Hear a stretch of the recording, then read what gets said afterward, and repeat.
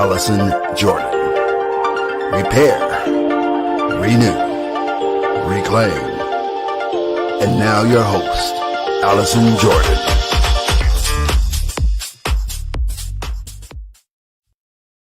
Yeah. I think we are at 1.12. I don't know. Hello, Brain Joes. Another episode of The Brain Truth with Allison Jordan at intellectualradio.com and iHeartRadio station. You can find us on Apple Podcasts. And pretty soon you're going to be able to hear us on 107.3 VIP. So we're very excited about that new partnership and that expansion. I got a lot of stuff to talk about because I do have to say a few things. First of all, did I have this shirt on last week? Can anybody tell me? I don't remember. I have a lot of red clothes because, you guys, I wear red every week because my prophetess, spiritual advisor, June, she had a dream and I had a dream that I was supposed to have on red. First, I thought the dream said hot pink. But then she said, no, because I'm covered in the blood of Jesus. So I wear red. And then my brain gang, they all wear pink. And so then I did like the little pink and red nails. So anyway, I didn't know if I had this shirt on last week. So if I did, oops, wait, didn't nobody tell me. So, okay, don't be talking about me if I did. Sorry. Anyway, welcome, Brangels. We have a really amazing show today. But first, let's get into our disclaimer. The Brain Truth does not serve the purpose of providing medical treatment or therapy services, diagnosis, prevention, or cure for any physical, mental, or emotional issue, disease, or condition. As a member of our audience, you agree that the Brain Truth does not assume liability for any physical or mental disease, condition, or issue, or any other type of loss or damage due to any information shared on our broadcasts. Okay.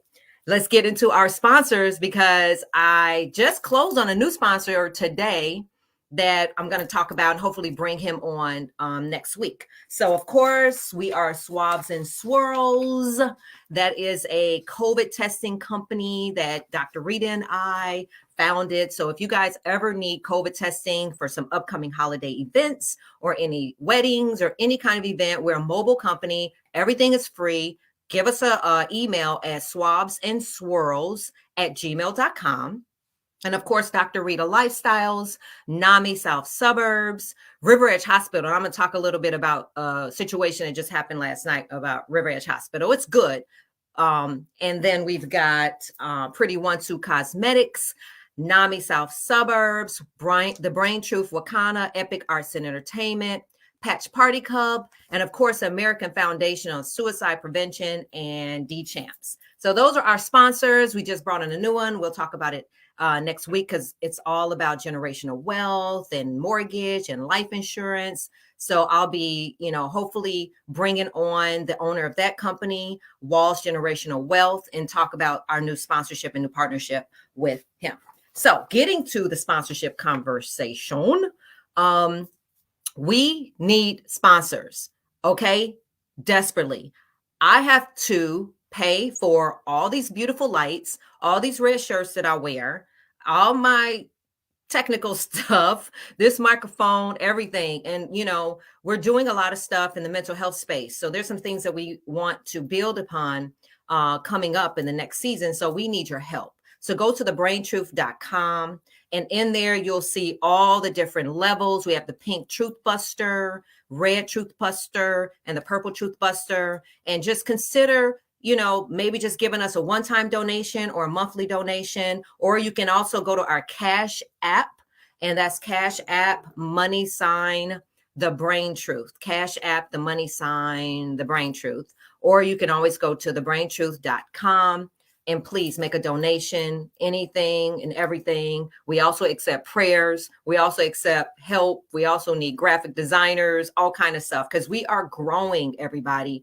This show in the last 12 weeks has grown so tremendous. And I'm just so proud and so grateful and humble of the people that work with me, especially like Jesse Sanders. Did I say Sanders or Saunders? Sanders, the originator of house music, who did, who runs everything that you see all the way from California and Las Vegas for me.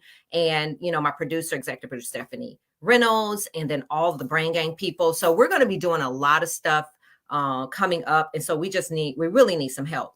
But I wanted to talk before I bring on our guests, which I'm very excited about. Last night, so over the summer, I have a very good friend. Her name is Carmelita Hubbard, and her son was unfortunately murdered right over by River Oaks. And his best friend and his brother, his right hand, I don't want to really say his name or anything, but I was kind of got a call. And last night I spent many hours, and this is like what we do, right? So we were able to get him sassed and get him to an emergency room, and along with, of course, the Brain Gang, my superhero, Dr. Gettings, who was there to sort of guide me. And that's why I really want to talk to you guys about the importance of finding out how you can be registered as a National Mental Health First Aider. You can just take the class like I did, and I got certified as a mental health first aider for youth and adult. And I also am QPR certified in suicide prevention. So you can go to NAMI, National Alliance on Mental Illness, and you can find out how to get that certification, or you can email us, go to our website, thebraintruth.com, because I was able to talk to him as a peer. I'm not a therapist. It's not some kind of certification where you can do the work that Dr. Gettings does. I am a peer. I'm a consumer. So I was able to talk to him because he was in trouble. He had not been able to cope with the youth. And that's what we're going to talk about tonight when we talk about Real Men Cry, the stigma, the toxic masculinity. And like, he was just this young kid and he was not grappling with the trauma that happened to his brother. And so, but he was able, for one instance, it's like one little second, God allowed him to sort of be present enough to say, help me. And we took him to a hospital. I don't know if I should put this hospital on blast, but I do want to say this with a little attitude, is that we got to do better in emergency rooms when it comes to mental health. Why? Because when we got there, of course, the emergency room was packed, with various things. However, mental illness is still an illness. So if we're coming into the emergency room and a person has a twist ankle or whatever, we're not trying to weigh which is more severe, but I did say that the kid had suicide ideation. Okay. And when we arrived there, we weren't treated like it was an illness. If you get what I'm saying, like he was put up against the wall, he was passing out, he was going in and out, and they just wrote him off like he was on drugs or something. And I'm telling him in intake, this is what happened. This is what he was saying. He's disassociating. And unfortunately, the doctor who was talking to him, the behavioral health person, he was like, yeah, I hung out with Juice World and we were drinking and this and that. And he was like, oh, so you've been drinking and you've been, and I'm saying, okay, so sir, apparently you don't know who Juice World is. Okay. Because he's disassociating, and if you're not aware, just say you're not aware, but stop pinning on our little boys, especially our little brown boys, when they come in there that they're high or whatever. And we say that there's mental health, it diminishes the fact that I already talked to them. We had a bed waiting for them. And kudos and shout out to Alan at A&R River Edge Hospital, who was one of our sponsors, who was on the phone, really working with me, working with the parents, and really normalizing and making them, because they were a little, taken back of what was going on. And Carmelita, who called me to tell me that the kid was in trouble and had been noticing it for many, many, many months, had tried talking to the family in Minnesota, and they, were saying, oh, that's how he is. That's what he was. And so I just want to say, okay, here we go. I'm sorry. Whew, I just want to say to everybody and anybody that's listening, that's why this show is so important. Don't write your kids off. Don't write these young boys off. If you notice something that's a little odd, don't wait. And healthcare professionals in emergency rooms everywhere, do better. When we come in there and there's something going on, that's why people don't want to talk about mental health, because you're looking at him, y'all were whispering, and it was just no empathy. And it really breaks my heart. But this kid, we got him transferred. He's going to be taken care of. He's going to get better. And we just want to continue to pray for this family, the Hubbard family. They were able to locate the guy yesterday on the same day that they located the guy who actually murdered her son over the summer. So that's, justice. Thank you. So that this family can heal and move forward. So that's what I wanted to share with that. And later on, I'm going to put up some stuff about getting health insurance, because at one point I didn't know if the kid had health insurance or Medicaid, because if he didn't, it was going to be very difficult. And then we would have to get him to a state facility where there's hardly any room. And it's just a lot of stuff that I think everybody right now need to get a pen and paper. If you have a little boy, Christine, I think I saw you say something up there. Can you bring that back up? You have two incredible boys. Video froze. Can someone type the names of the certifications in the comments? Oh, I was freezing. Oh, I didn't know I was freezing. Yeah, so that was a mental health first aider. I don't know who can type that in, but mental health first aider for youth and adult, and QPR and suicide prevention. You can go on to thebraintruth.com, click on the logo on NAMI South Suburbs. Click on that logo, reach out to I'm a board member for them, and Lisa Guardiolo, who certified me. She can tell you how to get certified. I don't know. I think a certification is coming up again, but it will help you learn the signs and everything when a person, either adult or youth, are in trouble, and how to speak to them in a way to enroll them to get help, because there's certain things you can and cannot say. Okay. So that's that. So I think I shook that off because I had to get that off. Okay. That's all out of me. Okay. So we're going to be talking about men and mental health. We have a 3-part series called Real Men Cry. Tonight, we're going to be talking to a international, well-known actor, comedian, Sean Morgan, who's brave enough to come on here and tell us his truth and his story. I'm going to be talking to him. But I just want to first kind of tell you a little bit about our men. 6 million men suffer from depression per year. I said 6 million. Okay. 43% admitted to feeling regularly depressed. That's a lot. I mean, well, considering, right? But the statistics associated with men's mental health in our nation are hard to grasp, okay? 75% of all suicide victims in the United States are men. Did you believe that statistic? And this is all from NAMI and mentalhealthnational.org. Suicide is the leading cause of death among men. And this whole kind of, that word entanglement of depression and suicide. So 75%. Before heart disease, accidents, cancer, suicide and depression kill men at a greater rate. Did you know that? That it is a silent epidemic of mental health issues growing among men in the United States. And the reason we say silent is because men don't talk about it. They sweep it under the rug. They have societal kind of pressures that ain't nothing wrong with me, I'm good. And we're going to talk about that toxic masculinity that I mentioned earlier. And that is why it's a silent thing, because, you know, when your man is not, we just be like, oh girl, something wrong with him, or he's this, or he's that. Again, writing them off. And I say it all the time. If I knew what I knew now, I would have changed the way I might have communicated to men that was in my past, because now I know that they had issues with mental wellness, poor working conditions, high workload, work stress, and lack of social support have been associated with a higher likelihood of mental health issues in men. Traditional gender roles. This could include feeling pressure to be a provider, right?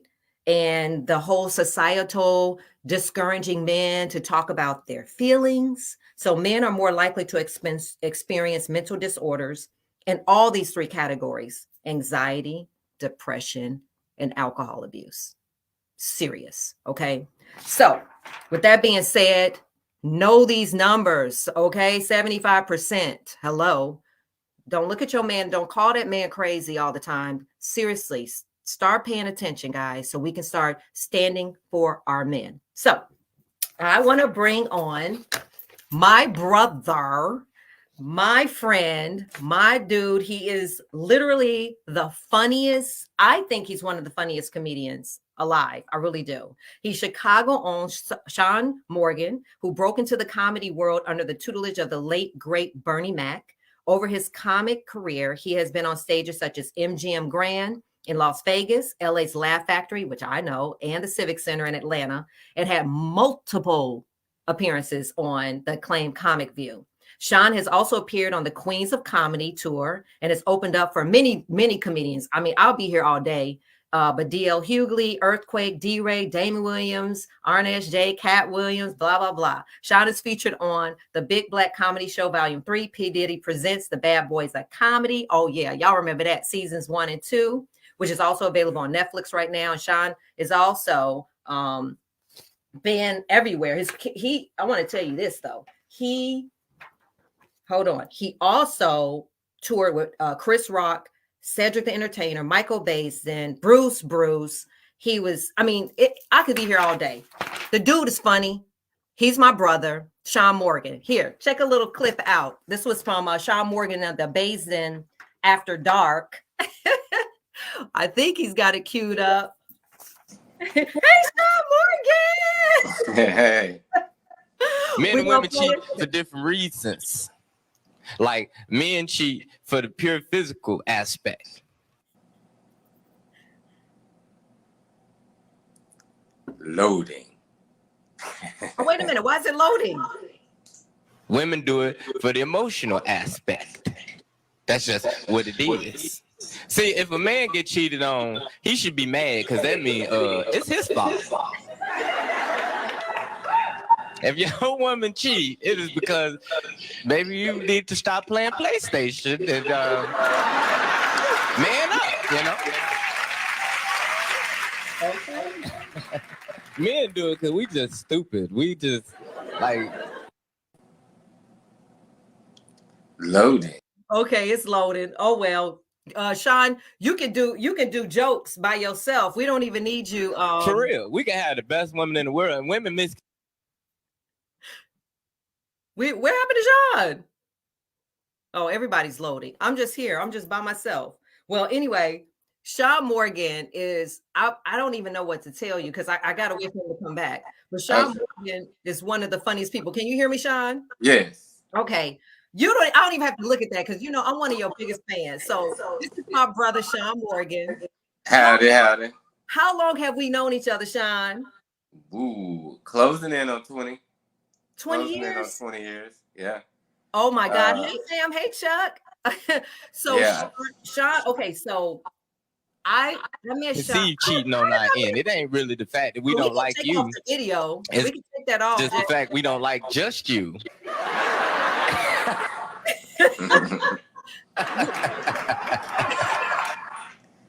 All right.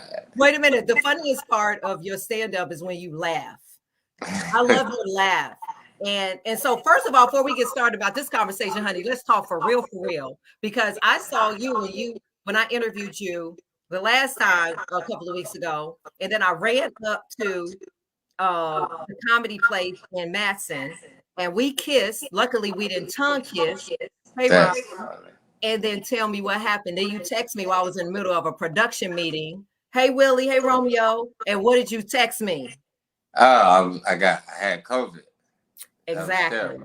Okay, so I'm gonna be completely transparent. I was texting you like crazy. You were like, calm down. I had to get processed, honey, from Dr. Geddes. I was like, and I was like playing over in my mind because I was hugging and kissing all over you. Because you looked so good when I saw you at the comedy thing. Not that you didn't look good before, but dude, you've been eating burgers and fries because you were like a buck nothing. And I was kind of low key hitting on you a little bit, but you didn't know. It's like, damn, Sean, you funny. Your boyfriend, a whole beat people up for a living guy. I don't want no troubles with that dude. Not period. Oh my gosh, but you're okay now, right? Yes. COVID. Yeah, I was one of the fortunate people. I won't say asymptomatic, but very minimal. I got hit a little bit, but not heavy. So you lost your taste. You lost your taste and smell and stuff. Yeah. That's what made me get tested because I didn't feel bad. But when that happened, because of what I do for a living, it was like, okay, it's time to go and get tested, so I'm not, hurting anybody. Yeah. Well, you did. You put it out right away. You text me. I freaked out because I was thinking, did we exchange any tongue? But I couldn't remember. That's funny. But I'm glad you're healthy. I love you so much. And you were actually on stage talking about COVID because last year you really, had some things happen with far as COVID and your family. And of course, we're here to talk about Real Men Cry. So I know you're going to be open and you're going to share with me. We're going to get good and gritty. Can you hear me? You okay?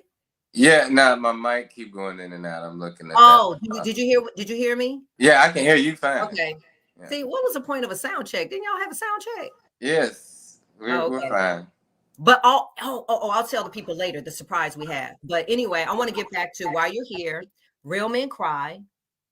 And we're going to get into sort of your journey. But I know last year during COVID, you had some pretty heavy stuff happen. And I was watching you were going on Facebook Live like every other day. So tell me a little bit about your experience over this pandemic, bro.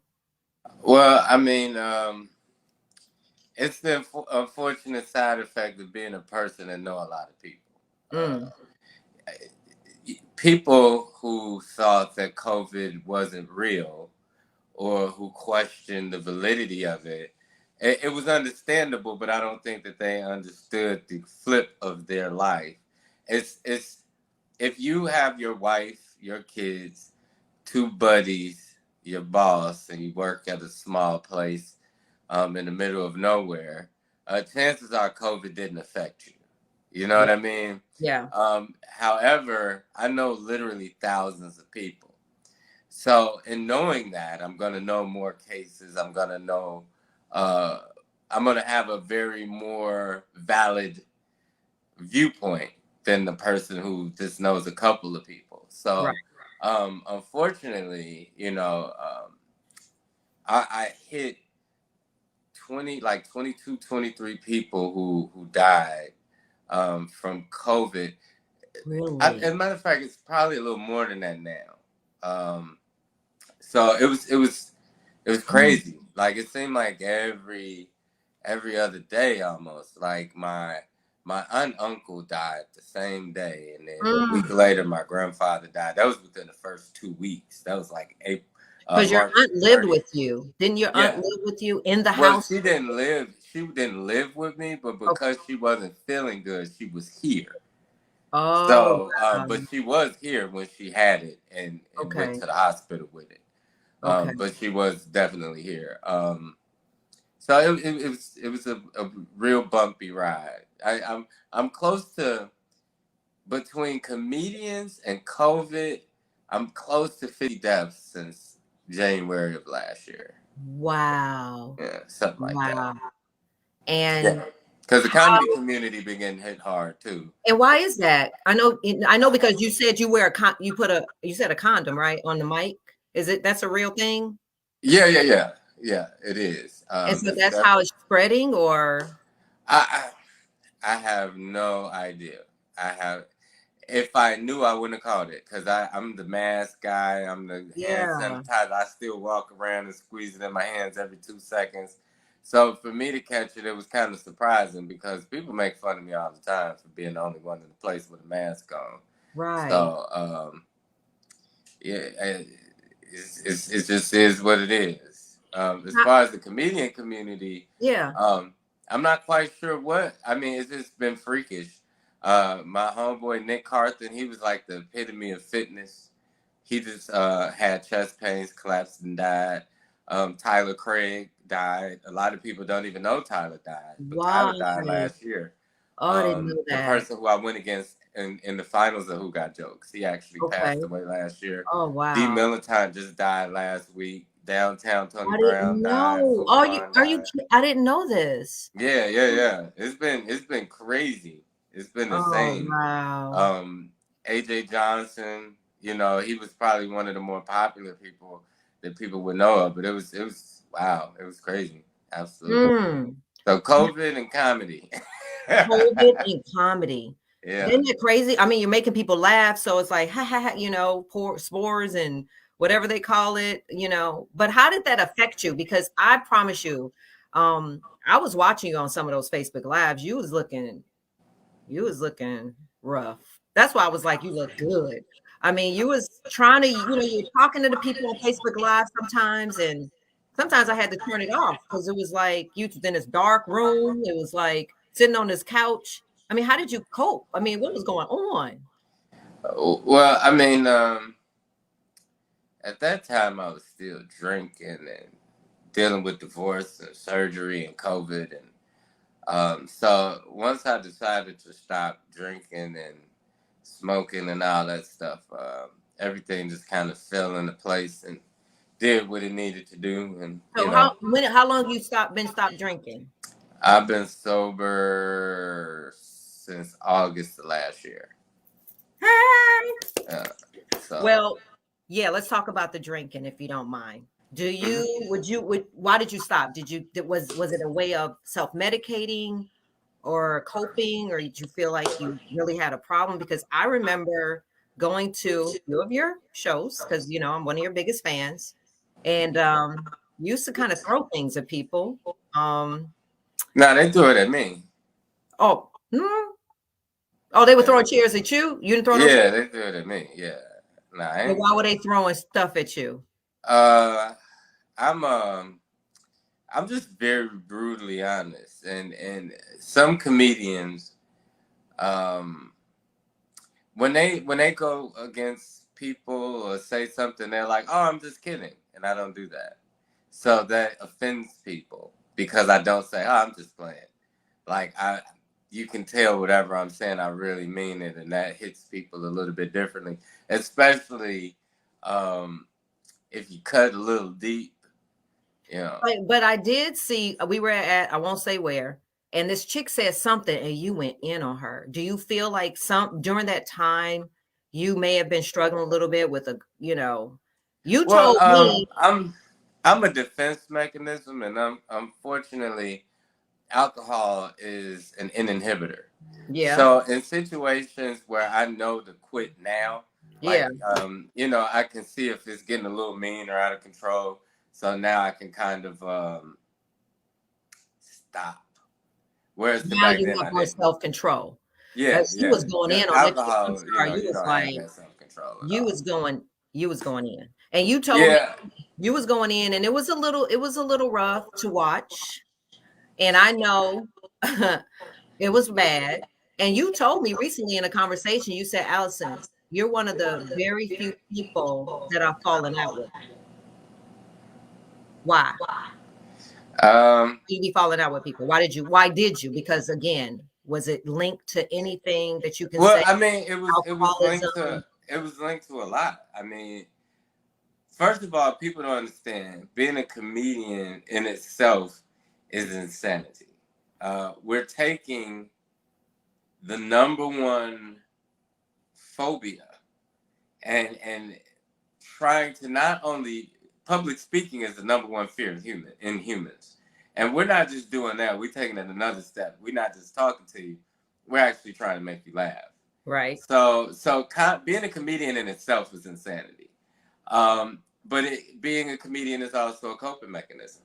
And that's why typically the better comedians had the most tragic kind of lives. I mean, Richard Pryor is arguably the number one comedian of all time, and he grew up in a whorehouse. You know what I mean? With his mother being a whore. So, like, I couldn't imagine. Like, every day, people, random guys, random Johns coming in and out, and, that had to be something. You know what I mean? So, it's a movie that a lot of people have not seen. It's called The Tragic Side of Comedy. And it really explains... it explained a lot. Like 85% of comedians suffer from mental illness and or addiction. Low self-esteem is a big thing amongst the comedy community. That's why they were kind of catty.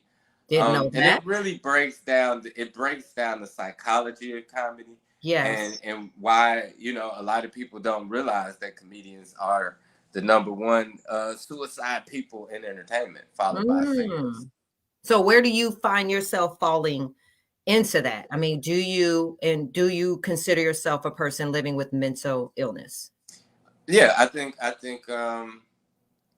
and were you diagnosed with mental illness? I've been diagnosed.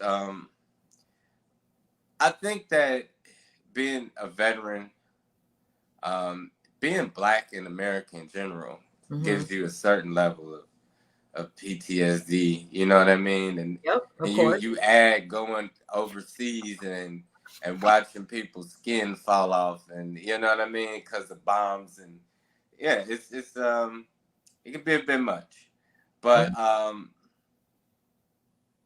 alcohol was a self-medication kind of thing, but it wasn't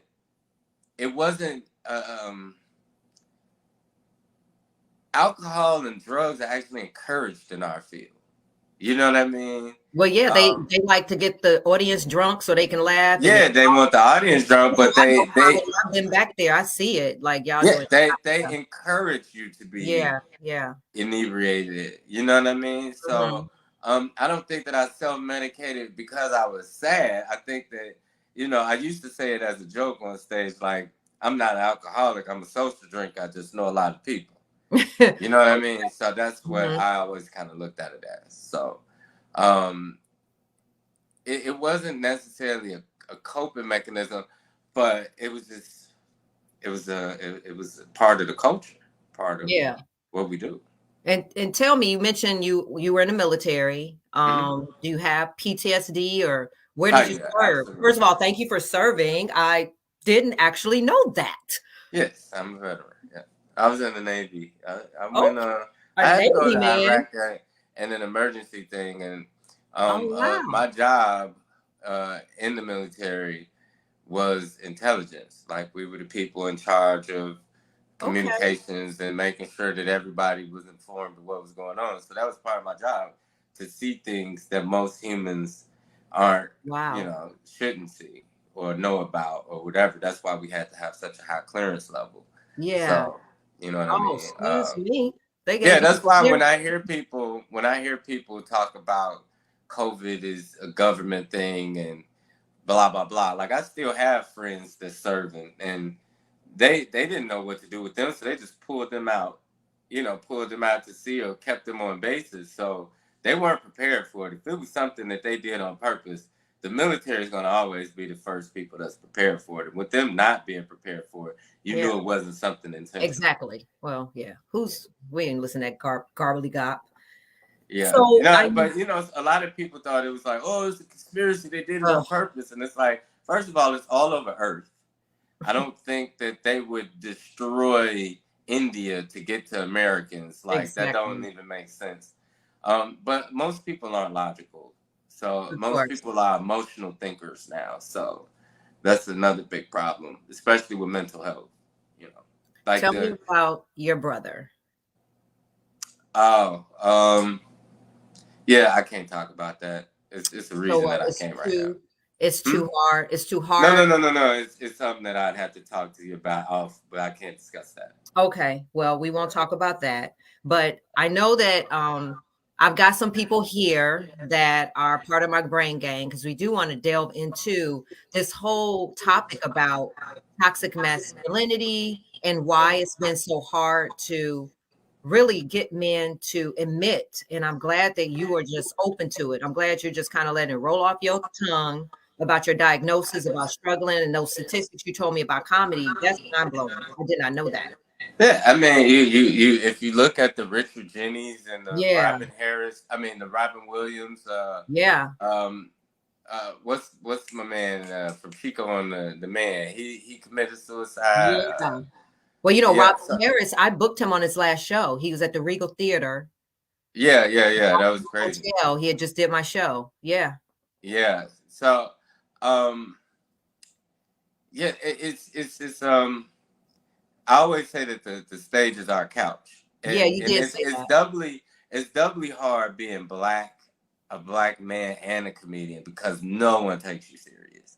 Like, I can have the worst day ever, and they be like, shut up, Sean. Laugh it off. You know what I mean? Like nobody, you can be dead serious about something, and nobody takes it really that seriously. Yeah. And so I get it doubly. Like, you know, the toxic masculinity on top of being a comedian, it's like you really not taking it serious. So yeah. I always encourage people, if you feel like you need help, to talk to people.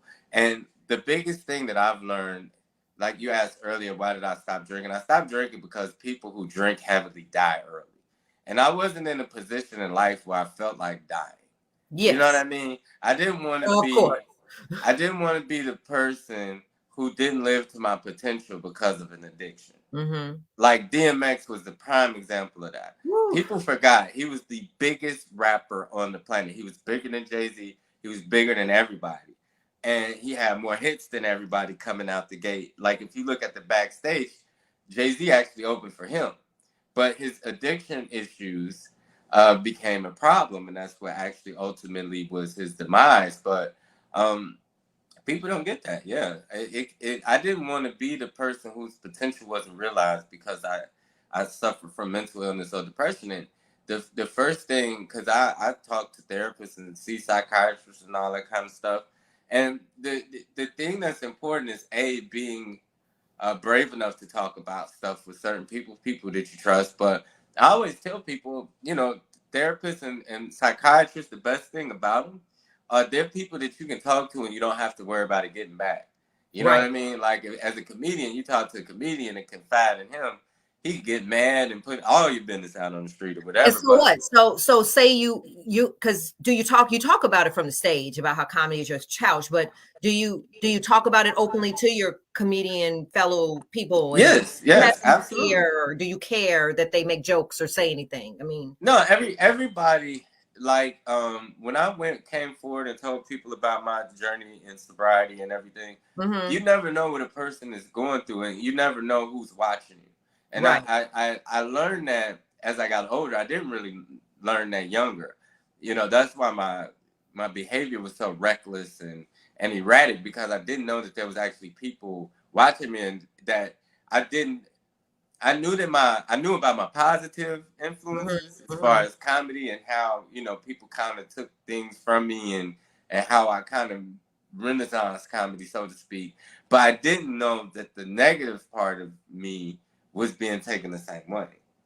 So you know, people really be hating on you, Sean, like for real. Like I've gotten into it with people. I just want you to know I be fighting for my brother. And it's part jealousy, it's part, like you say, you're very authentic, you know, you've always been a straight shooter.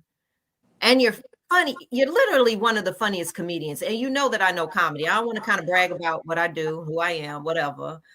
But you really are. And do you think, and I think, and this is just my opinion, you know, my truth, but I really think that you could have been as big as anybody, Kevin Hart or whatever. And do you think that could have hindered the journey a little bit? The mental health? No, I'm a firm believer in God does things in his time. Okay. I think the biggest part is a lot of people don't know I was really bullied a lot in comedy. But it was because people didn't realize, like, all the stuff that you named, from Who Got Jokes, well, not maybe Who Got Jokes. Yeah, Who Got Jokes, Big Black Comedy Show, Bad Boys of Comedy. All those things were done before I was even 30. And because I was so seasoned, people forgot I was young. And I think that had a lot to do with a lot of the animosity, and because they were adults, like the Damon Williams and all these people, they were 30 and 40 when I was 20.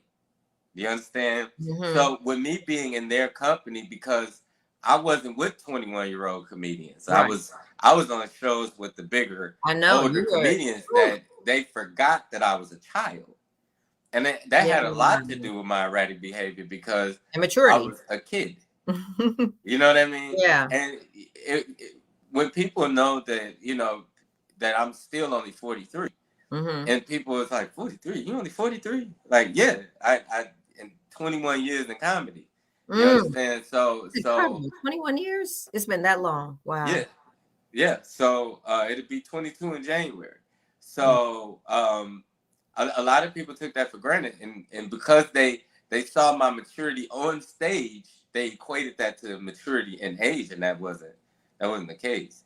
So a lot of my behavior was from being bullied and overly talked about or whatever. But I had a conversation with another comedian who had a mental thing, and they was like, "Well, I might have did this because I might have got fired because of this." And I said, "Let me explain something to you." Mm-hmm. And this sounds terrible, but it's the truth. If you were any worse of a comedian, nobody would care.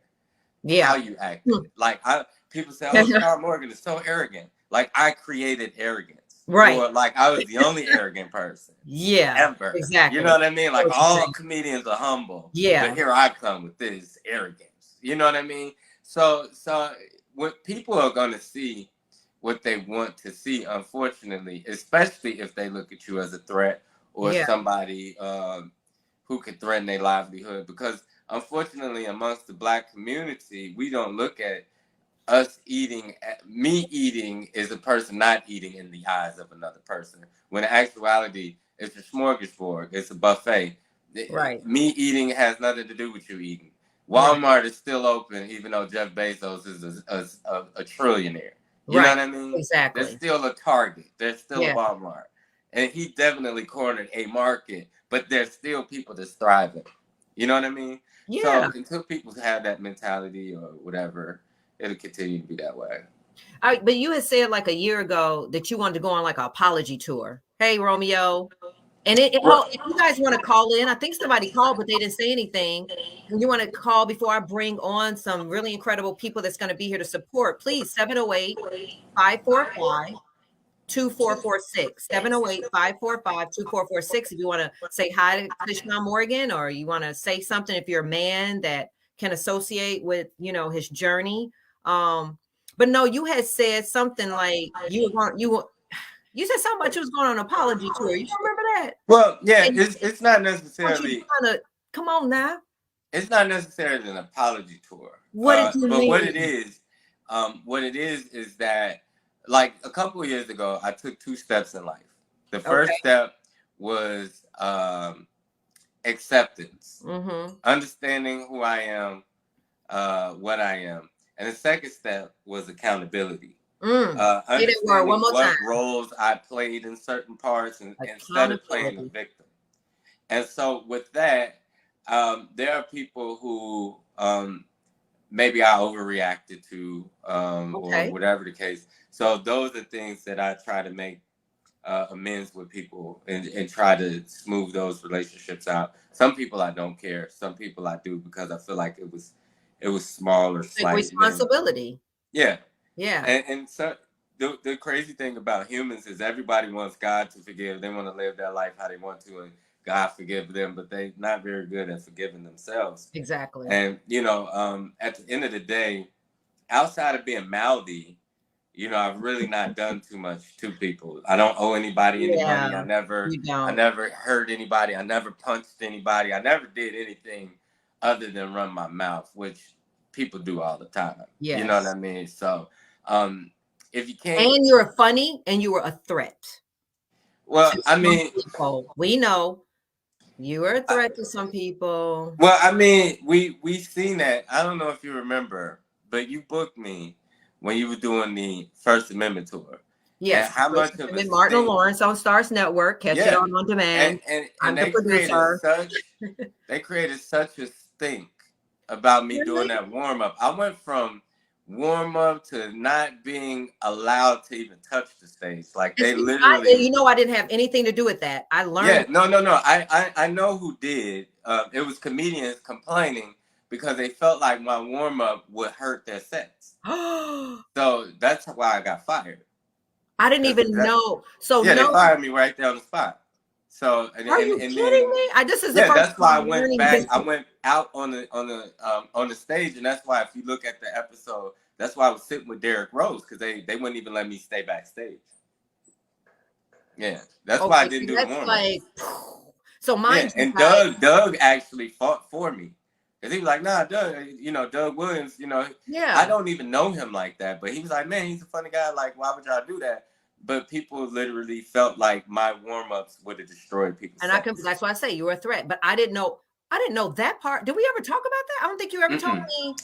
No. Okay, so everybody, I produced the show, but I didn't have anything to do with firing you. I think I saw. No. I know who. I have 40 comedians.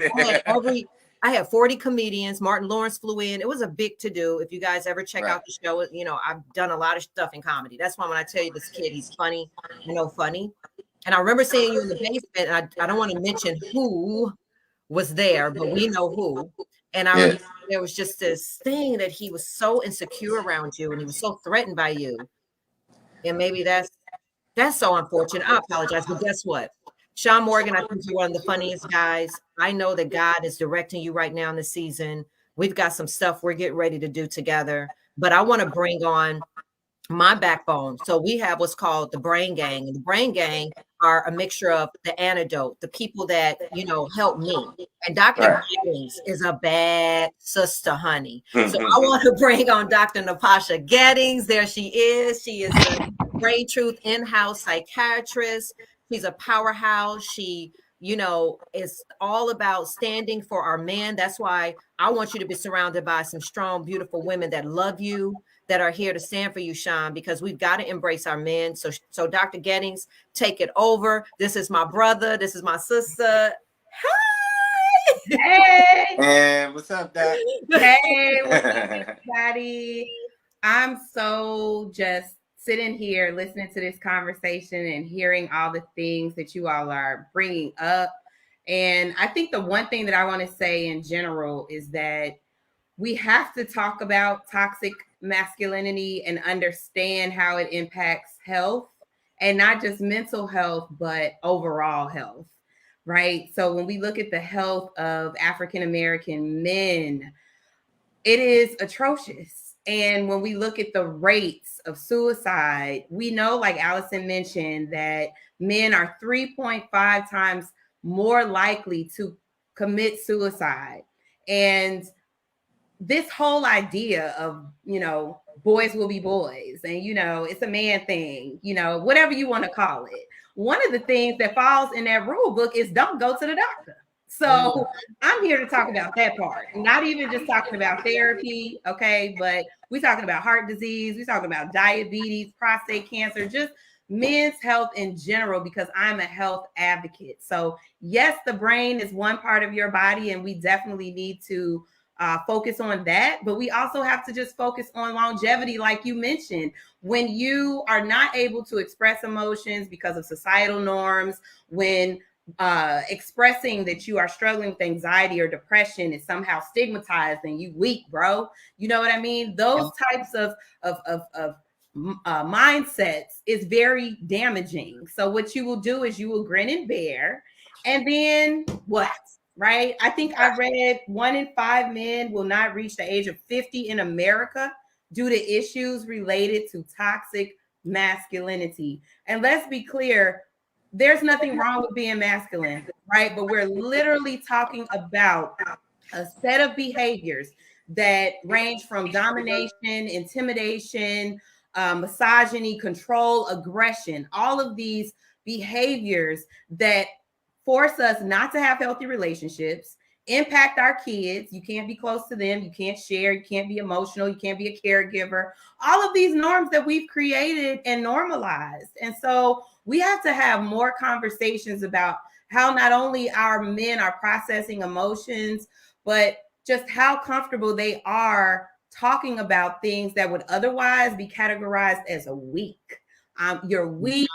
You need to man up. All of those things. Yeah. What are we teaching? Well, can I interject just a second? I hate to be rude, but I think you rude. No, I'm kidding. I think that another issue, like let's take what happened yesterday, with the Facebook Live thing. You heard about that, right? No. Okay, so this happened yesterday. As a matter of fact, a guy was on Facebook Live and he was talking about how he was going to be alone for the holidays and how terrible it is. And he said, "I'm confessing to you, Facebook, I just literally murdered my baby mama. And I'm on my way right now to kill my ex-wife because I believe she's the root of my mental illness. And then he's talking as he's going to her, and he shows her at the door like, oh, there she is, and he runs after her and he kills her, and then he kills himself. It just happened yesterday. I missed all of this, and I'm glad I did. So it's not what I think what the disconnect is. I'm not a doctor, but I think that the big disconnect is not that it's toxic masculinity, so to speak, but it's like, sir, my dad taught me something, and I think that if more people incorporated it, we would have a different space as men, and that's, don't get upset with what you can't control. The only two things you can control is yourself. You can never control another person. However, you can control how you react to that person. Yes. And so, like him blaming those women for him being homicidal, that's kind of where the disconnect, like, come on, bro. Like, if you telling somebody that, it's like, that's not toxic masculinity, but that's not really a masculine trait either, to be that distraught. You know what I mean? Yeah, but so I'm not trying to feed into the toxic masculinity thing, but certain things you have to kind of be in control of, because you control your mind. It's not the opposite way. You control your thought process. Your thought process doesn't control you. And as I learned that from therapy and therapists, like, you know, you find the silver lining. My aunt and uncle and all these people died, but guess what? My silver lining was I was just happy to be here to see them when it happened. Yeah. So I could have not seen them at all, but I was able to see them, and I took peace in that. Do you see what I'm saying? So sometimes we can't just be emotional, and I think that's the disconnect. It's not that you can't release, but it kind of has to be something legitimate. Do that make sense? Absolutely. Like, what could this woman have possibly done? What, cheat? Everybody gets cheated on. But that's a you lot. know what I mean? Like, but you're play with your emotions. Okay, I understand that they play with your emotions. You love somebody, it's terrible when it goes bad, but that's not an excuse for homicide. But you're making it logical though. Like last night when I was telling you about the young kid. He had been sick since February. No, literally after his friend got murdered, right? And everybody was like, he's just crazy. Oh, you know how he is. You know how young people, he's high. And it's been a month and month and month. And Dr. Yet, speak from a medical perspective, what is happening to the brain? What is happening to him physically? He stopped eating. When I saw him, it looked like he had trauma, an acute stress reaction, a chronic stress reaction. And I just want to be clear just as far as like the term. So we're not vilifying being masculine, right? We are talking about a set of behaviors. Toxic masculinity is behaviors that lead to destruction. That's the best way that I can put it, that oftentimes are promoted as a necessity to be a man, right? So when we talk about what you just said, Sean, like what happens when someone vilifies someone to the point that they feel entitled enough to go take their life, right? Whatever happened in this relationship, whatever broke down, this person got to a point where they projected so much blame on the other individuals and felt entitled enough to take their life. And when you look at that, and and you said like, well, I don't want to misquote you, but just as far as thinking about the things that impact our thoughts, how we're raised and what we're taught, social norms and expectations that are placed upon us with people who are rearing us oftentimes shape how you would respond to that situation. So I'd like to ask a question, right? What do you think may have led to him being okay with or saying in at that moment and putting it on Facebook, right? I'm going to what? Was he revenge or people are responsible for my pain, and so now I'm going to hurt them. And like I always say, hurt people hurt people. Yeah. So I would have a lot of other potential solutions to him dealing with his pain and what he did. Well, I think that that was just weakness. Because at the end of the day, we've all been hurt. There's no person who can say, hey, I had perfect relationships. I married the first person I ever dated, and it went swimmingly well, and we died together. Not many people can say that. Mm-hmm. Everybody handles things differently. I understand that. But it's the logistics, it's the mental illness that creates that void, in my opinion. Because logically speaking, why would I do, like, guys who get into it with women or kill women because they're unfaithful or whatever? Why jeopardize vagina over vagina? But it's mental. Because where you're going, you'll never see another one. Right. So what's the logic in that? But like you get what I'm saying? Wait, somebody has a comment. Let's read that. Read that, Dr. Gettings. What did that person say? She said, I think the disconnect comes in the wording toxic. It's simply toxic. So many people associate masculine behaviors that are not toxic as toxic. Because of that, a lot of men unsubscribe to the thought as soon as they hear it. She's absolutely right. So can I please just allow me? Because I took some notes, okay?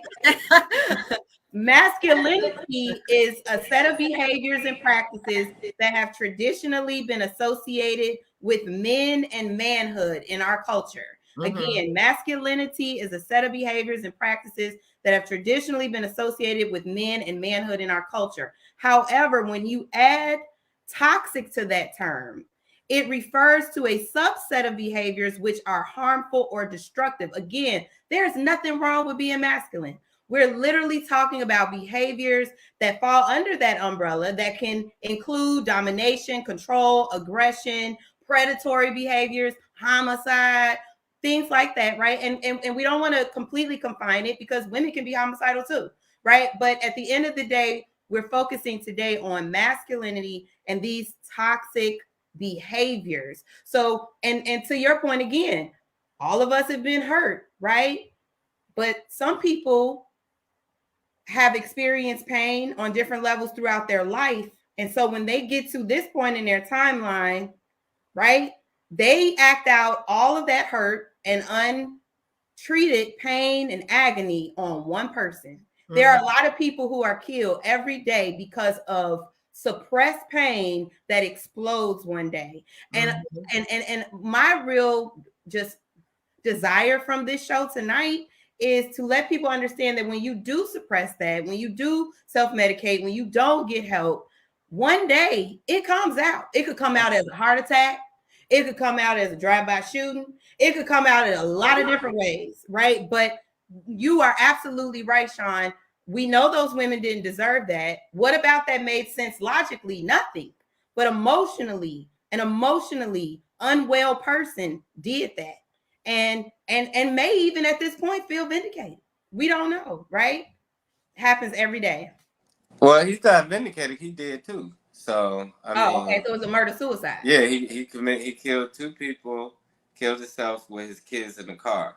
So I mean, it's tragic. It's unfortunate. And then we can get to other stuff like, example, I put on Facebook recently. It's my biggest post ever. It's messed up that Black men don't know the priority of the family: mother, wife, child, right? So I broke it down as basic as possible, right? I said, your mother's going to die. And who's going to be there? Your wife. Your kids will get their own families. Who is left? Your wife. So therefore, she is your priority. So when I started seeing all the rebuttals, right? It was so many rebuttals. Who rebutted that? I wish you could screenshot it. There was more. So if you go on my Facebook, it's got 35,000 shares. It got how many shares? 35,000. Wow. Just shares. And so it kind of goes into the mentality of each individual. And I really blame the lack of fathers, right? Because it was a lot of men that was like, I ain't putting no woman above my mother. And it's kind of like, well, that's kind of your mother's fault, because that's part of, I can tell you grew up without a father because of two reasons. A, No grown man is gonna let a little boy feel like he run that house. That's not gonna happen. Mm-hmm. And part of the reason that you didn't have a strong male role model is because you were your mother's boyfriend, and that's why you feel so strongly. You know what I mean? Mm-hmm. And it's just the mentality of people. Well, she can leave, she can go, and everybody sounds so hurt and so whatever. It's like that's not your wife if you feel she's gonna leave. You buy a car and you know that car eventually is not gonna start. But do you prepare for it every day? Do you think about it when you buy the car? Like, man, this nice car one day is not gonna be here. Yeah. So it's just the overall thought process of people right now, I think is I don't want to say weak, I don't want to say toxic, but I think it's a lot of coddling, and that's why people can't handle stuff. Do that make sense? If you can be bullied on a keyboard now, I had a real bully that punched me in the face. So to think of a computer bully is absolutely absurd to me. I would be looking at the computer like, that's better than getting punched. But before we keep going on this conversation, I do want to bring on yet another Brain Gang member because, we want to surround you with women. Why? Because we talk about the support of the women and strong women behind. So I do want to single. Another one of our powerhouse Brain Gang, and that's our prophetess, in-house spiritual advisor, Prophetess June Hollingsworth, who told me 10 months ago that I was doing this show, that I was going to do this show. And I was like, I want my money back. I ain't going to be around a bunch of women and all this stuff. But she's the real deal, Sean. She does prophetic advisement. She has #1 book on Amazon. She does dream interpretation. She's a real deal, Holyfield. And she's here not only to just share some love to you and pour into you, because I know you mentioned about how God, you're putting him first, but I want to give that, I'm always bringing a person that's the expert, you know what I'm saying? So there's Prophetess June. This is Sean Morgan. Hi, Sean Morgan. Nice to meet you. Hello. I keep getting muted by somebody. Because you have feedback wherever you are. Maybe that's Jesse. Oh, okay. Well, okay. I've been watching since I was on another broadcast and I hopped in about 8:00 and have been watching you, and was really glad to hear that you are a believer. When you mentioned God's name, I'm like, yes, Lord, because you're talking to me about him. So I'm thankful for that. He actually was speaking about you tonight. So I'm going to release this, if that's okay with you, to release what I heard. Is that all right? Sean, you there?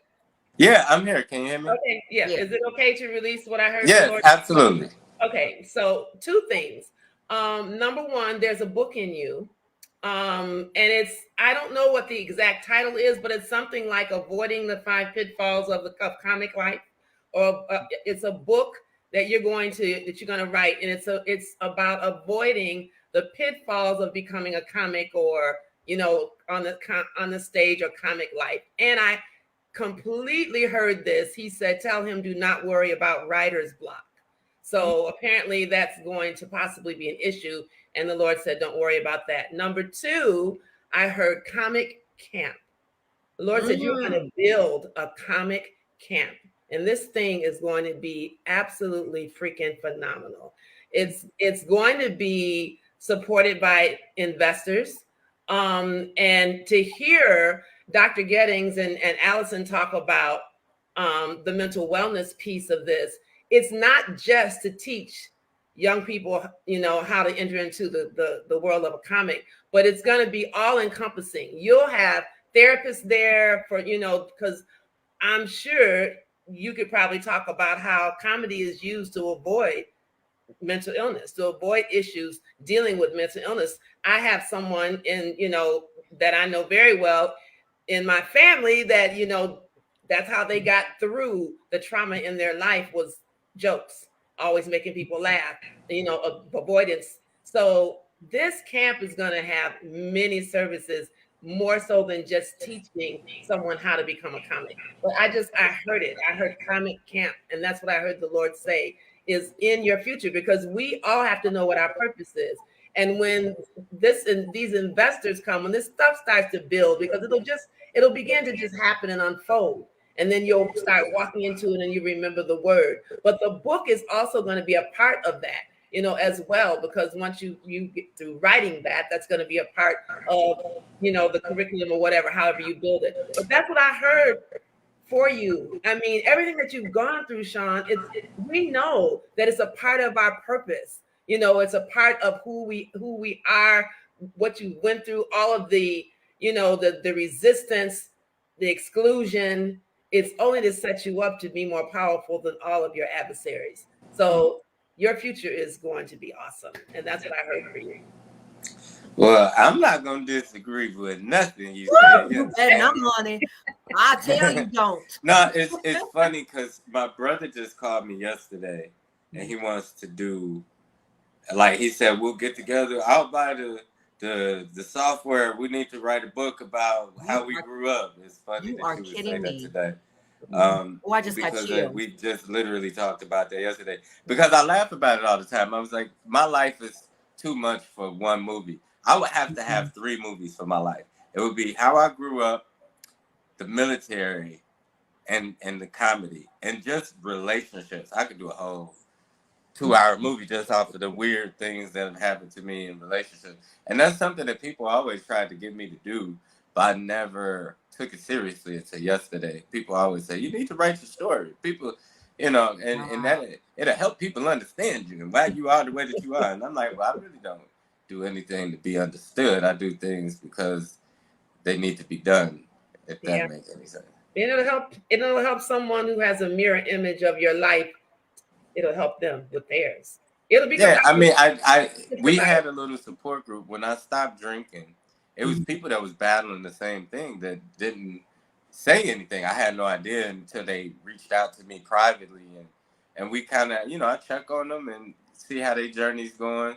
But to be a comedian that was known to be like a drunk comedian all the time, and now sober and kind of chilling out, it is kind of helping other people on their journey. So I mean, everything happens for a reason. You know, you just gotta accept it.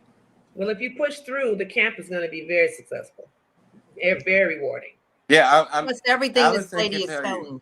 She's the real deal. I've always been a person that tried to help other people. Yes, it makes me, and that's what was so perplexing, because I actually put other people in positions to win. Yeah, where and people hated me, where other people did nothing and they held them in such high regard. So I had to mentally wrap my head around a lot of stuff, and it took time to do it. But once you I prayed for clarity, and it's the biggest gift and curse that I ever got, because I have a level of understanding for certain things, but I also it hurts you to see certain things and know that, you know, a lot of it's not gonna get better. Do that make sense? Yeah, but what does the word say? Whatsoever a man soweth, that shall he also reap. You have so many seeds in the ground, so it's your time of harvest. Yeah, prophetess, read that. The Bible says laughter works good like medicine. People will get healed from real life situations that you turn into comedy. Yes, and that is in Proverbs. So that is a scripture, and it's very true. Yeah, I believe that.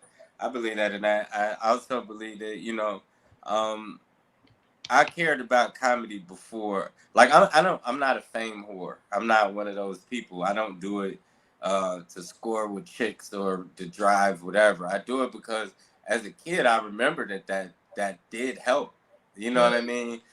Growing up, you know, I grew up in a very dangerous neighborhood in Chicago. I never broadcasted. I never associate with it, not because I'm ashamed, but because I don't feel, what's the point of leaving something and bringing it with you? You know what I mean? Yeah. I didn't want to bring the hood with me like gum on my shoe. That defeated the purpose. So I am more forthcoming with certain things. Like it's a reason I can't talk about my brother, but I could talk about other situations and things that people, you know, could possibly relate to, and I don't mind being a vulnerable person and to say, hey, this is what happened with me, or this is what happened in this situation. I mean, I just had a terrible marriage, and people ask questions about that all the time, and I have no problem. I need to ask questions, so I'll ask you later too. What happened? I mean, my marriage basically went away because she thought I would move to LA because I know Kevin Hart, because I know Tiffany Haddish. Boom, I'm gonna be a celebrity overnight or whatever. And she deemed things as laziness. Like I wouldn't go on the road, right? I wouldn't go on the road because I was like, what's the point of going on the road? And we live in LA, and it's people here making $500,000 because they land a movie role or whatever. I'm in the union. Why would I go make $1,000 here instead of take $1 million chance over there? And she was like, well, men do what they have to do no matter what. But I'm like, yeah, but if I'm doing what I have to do, then I'm not over there. Because I'm constantly over here to make you happy instead of doing this that could make us both happy, which would have a bigger payoff. So sometimes it's people just don't see eye to eye. Well, but I don't look at lack of compatibility as a fault of either person. We just wasn't compatible. Yeah, I saw it. I met her once, and you're not going to have no problem because you look fine, Sean Morgan. That's a bigger problem. Sobriety looks amazing on you. Well, thank you. Thank you, Prophetess June. You know, our show be going by so fast. I cannot believe how quickly it goes. Prophetess June, if you guys want a prophetic advisement, please go to our website. Her picture is there. She's one of the Brain Gang. She's the real deal. And some of our Brain Gang can attest. Natasha, Dr. Gettings, can you attest? You got that as a freebie, Sean. So write that down. Because get her number and keep tracking and watch. You're gonna call me one day, you're gonna be like, Allison, oh my God, you know. So you guys investors, you know, I think you can reach Sean. I think there's a screen up there on how to reach Sean Morgan on Facebook or on Instagram. Please follow him at Comic Sean. Please follow him on Facebook and Instagram. Sean Morgan, what's your next show? Where are you going to be at next? Where can you make? I'm still on COVID protocol, so my next show is actually in Tennessee, and then I have to work on my schedule again. I don't have anything here. I just got called about a New Year's Eve show, but I canceled everything because I didn't know how I was going to feel. Okay. Well, I'm glad you're okay. Dr. Gettings was actually one of the people processing me when I was on, don't be laughing at me, when I was on the production call, when I had a major breakdown, when you text me, I was like, yeah, you know, and then we're going to do a show. And I looked at my phone and went, whoa. Reality. Come here. She started processing me and I was like, we're covered. I told her she was okay. But I'm glad you're okay. Any parting words? I want to start with you, Dr. Gettings, and then Prophetess June. I want to end with you, Prophetess June. If you want to close out, just put a cap on it, and then I'm going to go ahead and talk about the next show and put up some screens. So, Dr. Gettings, parting words. Oh no, wait, erase that. Sean Morgan. First, I want to ask you, how was your night with the ladies?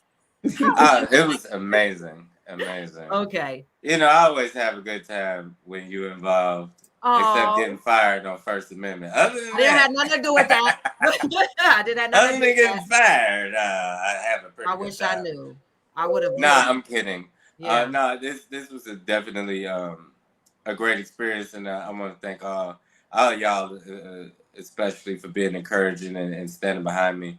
All the people that's watching, who been giving feedback. I have been reading it. Somebody said, hey, sweetie pie. Somebody named Karen. You know her? You know, everybody say that till they get my phone number. Then How about this? Invest. We looking for investors. Hit us up. Yes, invest. I'm going to say it too. Invest. But I'm grateful for platforms like this. And, you know, you never know who's watching. Like I said, and you never know who you influence. Like I had no idea how many comedians I actually am responsible for, at least told that. So you are. So I'm grateful for every opportunity, especially loving ones. You know what I mean? Yeah, and I want to thank you publicly because you helped my son. When my son expressed being a boxer, and Sean Morgan introduced him to the Money Team. Nate Jones and Floyd Mayweather, and that was big. And he's still talked to Nate. Nate came to his graduation, and so I mean, if Good you people, had to think about that, it's like he wanted to be a boxer, and then Sean Morgan gave him the top boxer in the whole freaking world. Like, I just feel like that's people's job. I feel like if you know somebody that needs a service, and the person that can provide the service, then that's your job to put people together. And I think that's why I've been able to survive even throughout all the hatred, because I'm not a bad person. You're not. What I mean? I'm just at all a very misunderstood person. There you go. I love you. I understand you, and I appreciate you for being here. Dr. Gettings? Yes, well, my message is going to be just like most weeks, okay? I'm here to encourage people to not be hesitant to ask for help and to check on your own health, right? And I think that, first of all, I want to thank Sean for coming as well and for sharing his truth. I know that's not easy for a lot of people. And I think one thing that we hit on tonight with this topic is we can oftentimes shy away from learning more about behaviors in ourselves, depending upon the label that we put on it. Mm-hmm. So I want to say for tonight, whatever we call it, right? There are certain behaviors that we know lead to unhealthy outcomes. Yes. And here at The Brain Truth, we are all about longevity and healthy outcomes. So I just want to encourage everyone out there, if you need to talk to someone, it doesn't make you weak. It doesn't make you emasculated to do so, especially to our men. And that whole part. That whole part, Dr. Gettings. And Prophetess June, I want you to close us out. Pray for the young kid that I think I mentioned that's being transferred to intake and to be hospitalized. He was brave enough. And for Sean coming out and being an example, and any man that's watching or anybody that has someone, a man in their life that they love, just encourage us and give us covering so that we can know that we're saving our men. We love our men. We need our men. So. Okay. I'm sorry. One quick thing. I'm sorry. And this is important. Men, even if it's not a psychiatrist, a therapist, like somebody to talk to that don't have a horse in the race, that you can talk to objectively.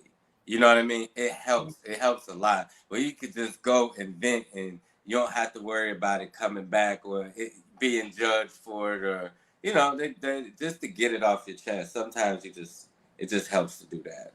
Thank you, Sean. Okay. Lord, we thank you for this night. We thank you, Lord God, for your word, because in Proverbs 18:21, it says that death and life are in the power of the tongue, and they that love it shall eat the fruit thereof. So therefore, we release life unto everyone that's watching tonight. We release life unto all of you that are going through a time of intake and looking for mental wellness and seeking help. We release the spirit of intervention into the lives of those to stop anyone from taking their life. We come against the spirit of suicide, and we cancel its assignment right now in the name of Jesus. Lord, we thank you that you are a God that said, I know the thoughts I think towards you, thoughts of peace and not of evil, but to give you an expected end. So we speak Jeremiah 29:11 over all of you tonight that are watching, that you will have a good end, that 2022 will bring in a great time of mental wellness in your life. You will be free from every attack. We cancel every demonic assignment over your life, and that you will walk in the fullness that God has created for you. We pray for all of our men, and we speak that you are God's highest creation, and therefore you will live what God has planned for you to live in your purpose, and to see it through to the end, that you will be able to live exceedingly abundantly above all that you could ask or think, according to the power that works in you. And we decree tonight that the power of God is strong in you. So we thank you, Lord, for the blessing, and we honor and praise your name in Jesus' name. Amen. Amen. Amen and amen. Thank you, Prophetess. Thank you, Dr. Gettings. Thank you, Sean. What a show. Oh my goodness. See, I have extra mascara on. God bless you guys. This was another episode of The Brain Truth. If you or any man you know is struggling with mental health, Here's some of the many websites. They're therapyforblackmen.org, headsupguys.org, and Dr. Obari Cartman, who is in Chicago, and he has an incredible organization. They do the Men's Circle. Go to his website, get those resources. And I think earlier we talked about getting insurance and making sure you have insurance, because, and the instance that happened last night, I'm glad this kid went online to apply for insurance. So I think we have the information about how, or you know someone who needs health care, please log onto these websites for more information. Illinois, that's County Care, and Biden Care Marketplace. So write this stuff down so that, you know, unfortunately, Dr. Gettings can attest that we need insurance. It's an illness. So apply for that. We'll put it on our website so that you guys can see it. Next week, we have a 3-part series, Real Men Cry. And next week, we're going to be talking to a powerful show about overcoming sex addiction.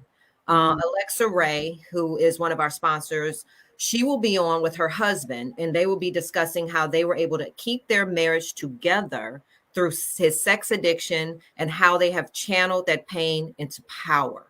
So be sure you log on, because you want to navigate sex addiction, which is going to be explored, so you don't pass any judgment or come with your eyes and your heart open, so we can have this open dialogue. Welcome this man in who's brave enough to discuss his journey. And so we're going to wrap our arms around it so we can continue this conversation about Real Men Cry. That's our show tonight. See you next week at thebraintruth.com. We love you. God bless you. I love you, Brain Joes. See you next week, 7:30 p.m. Thank you. Tune in to The Brain Truth with Allison Jordan every Tuesday at 8 p.m. Central. Repair, renew, reclaim.